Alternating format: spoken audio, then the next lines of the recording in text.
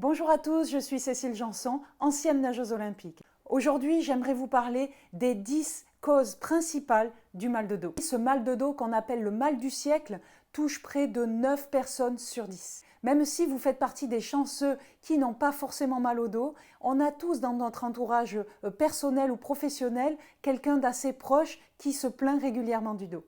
C'est la raison pour laquelle aujourd'hui je fais cette vidéo, parce qu'on entend tellement de choses qu'il me semblait important de faire un point assez précis sur les problèmes de dos. Juste avant de parler de ces 10 points essentiels, n'oubliez pas que juste en bas dans la description, il y a une possibilité de prendre un rendez-vous avec moi. Un rendez-vous pour discuter, pour peut-être échanger sur vos problèmes de dos et surtout pour entendre que moi aussi, même si j'étais une ancienne nageuse de très haut niveau, j'ai eu terriblement mal au dos. Et c'est ce qui me pousse aujourd'hui à avoir envie de partager au maximum toute mon expérience, mon expertise face au mal de dos et surtout la manière dont j'ai réussi à me relever, à me reconstruire et à être en pleine forme comme je suis aujourd'hui.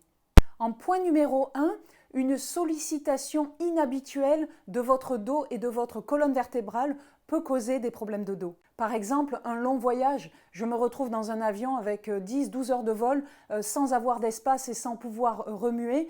En arrivant, il est très fréquent que les personnes se plaignent du dos. Et comme sollicitation inhabituelle, et vous allez sûrement vous reconnaître dans cet exemple, donner un coup de main ou déménager soi-même. Les 3/4 du temps, on n'a pas fait 3 mois de sport pour préparer ce déménagement, pour préparer notre corps et notre dos. Et en voulant faire aider, en voulant faire vite, très souvent, on va prendre des mauvaises postures, on va solliciter notre dos de manière inhabituelle et la patatras, je me retrouve avec un gros mal de dos. Dans ce cas-là, on va parler d'un lumbago qui est situé au niveau des lombaires en bas du dos.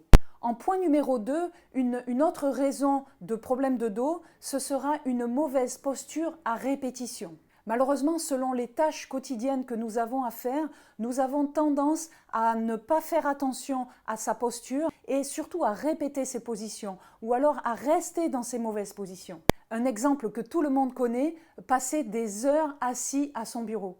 1, on ne bouge pas, et 2, très souvent, le fauteuil ou la chaise n'est pas forcément la bonne hauteur, n'est pas forcément bien adapté, on se retrouve à être penché vers l'avant, le dos rond, et là pendant des heures. Le fait de ne pas bouger accentue considérablement les problèmes de dos. En point numéro 3, et il me semble super important de l'aborder, je voudrais vous parler de la sédentarité.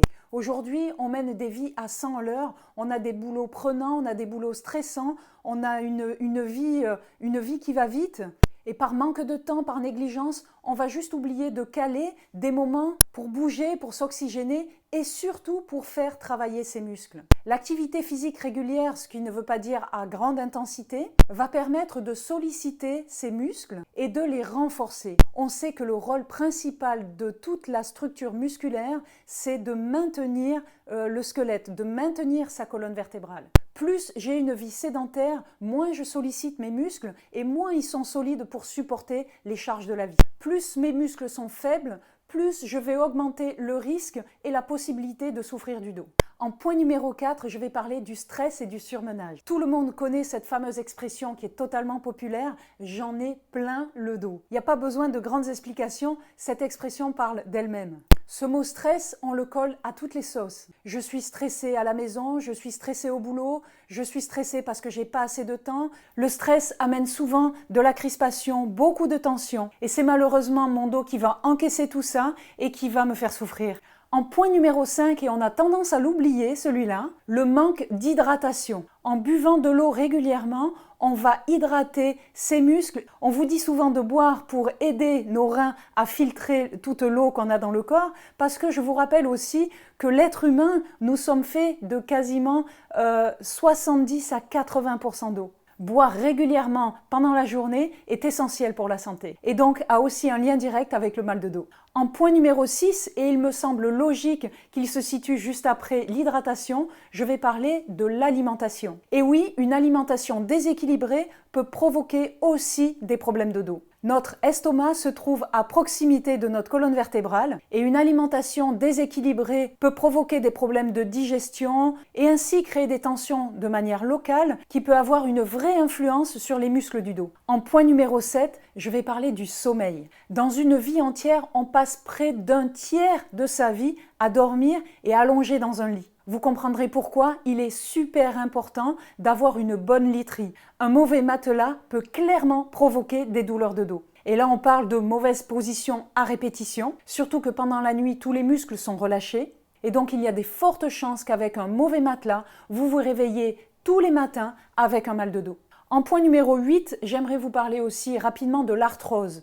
Même s'il n'y a pas de lien direct scientifique entre le mal de dos et l'arthrose, on retrouve quand même pas mal de monde avec des problèmes d'arthrose et des gros problèmes de dos. En fin de compte, c'est peut-être pas directement l'arthrose, mais des douleurs dues à l'arthrose peuvent impliquer des mauvaises postures ou des envies de protéger la zone et donc au final provoquer des douleurs de dos. En point numéro 9, la surcharge pondérale. Comme je vous l'ai dit plus tôt, le rôle des muscles, c'est de supporter notre squelette et la charge de notre corps tout entier. Si on se retrouve en surpoids, il y aura une incidence directe sur vos articulations et il y a de fortes chances que vous vous retrouviez avec de gros problèmes de dos. Comme je vous disais, tout est lié. En général, quand on est en surpoids, c'est qu'on fait moins d'activité physique, donc nos muscles auront tendance à fondre.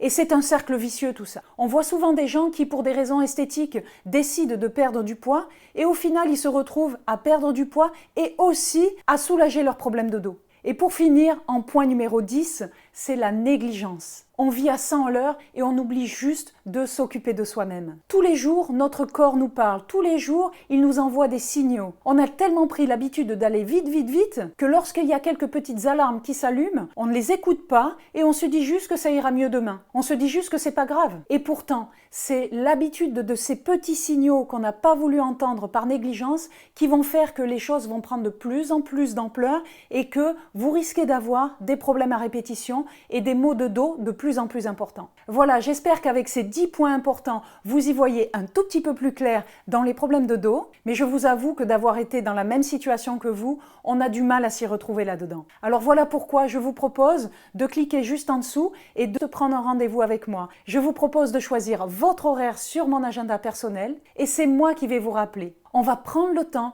de faire le point ensemble et de faire un bilan complet. Je suis convaincue que c'est dans l'échange des expériences que l'on peut progresser et que l'on peut avancer. Alors je me réjouis de vous rencontrer par téléphone. N'hésitez pas à mettre un j'aime si vous avez aimé ce que je vous ai raconté sur cette vidéo. Et surtout, écrivez-moi, mettez-moi en commentaire ce que vous vivez, la douleur que vous supportez, racontez-moi à quel point c'est difficile et je vous assure que je réponds à tous les messages un par un. Je vous souhaite du fond du cœur de prendre soin de vous et je vous dis à très vite. Allez, bye bye.